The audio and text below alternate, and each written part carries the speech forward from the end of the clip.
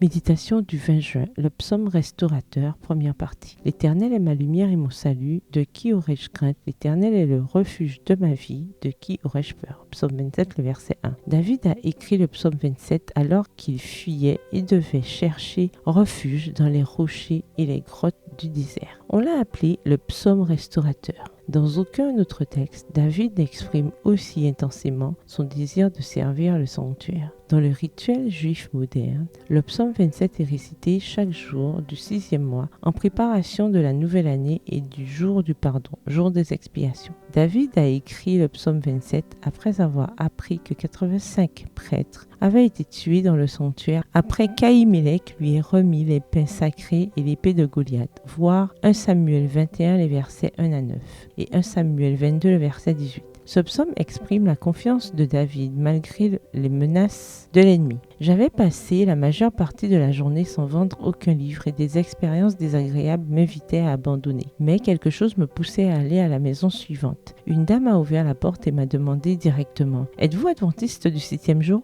Oui madame, par la grâce de Dieu. » ai-je répondu. « Dieu soit loué !» s'est exclamée la dame. « Cela fait 20 ans que je prie pour un adventiste. Un ange a dû vous emmener. » Enfant, cette dame était allée à l'église avec sa grand-mère, mais à la mort de celle-ci, elle a perdu tout contact avec les adventistes. Elle m'a acheté les livres que j'offrais. J'ai prié avec elle et j'ai apporté ces informations à l'église. Pour la gloire de Dieu, toute la famille a été convertie et baptisée. Ce jour-là, l'ennemi a voulu m'empêcher de venir dans cette maison. Ce n'est pas le Christ qui projette des ombres sur votre chemin. C'est Satan qui obscurcit votre chemin avec sa propre ombre. Mais nous ne devons pas parler de ces ténèbres. Si vous contemplez avec foi et confiance les promesses de Christ et qu'avec la foi d'un enfant vous les réclamez, vous verrez les ténèbres disparaître. La peur est une ombre noire qui nous enveloppe et finit par nous emprisonner en nous-mêmes. Nous avons tous été prisonniers de la peur d'une manière ou d'une autre. Peur du rejet, peur de l'échec, peur de ne pas être compris, peur de l'incertitude, peur de la maladie et même peur de la mort. Mais la grande nouvelle est que toutes ces peurs peuvent être vaincues si nous avons confiance en Dieu qui nous apporte le salut. Si nous voulons dissiper les ténèbres de la peur, rappelons-nous avec David que le Seigneur est ma lumière et mon salut. Bonne journée, que l'Éternel vous bénisse.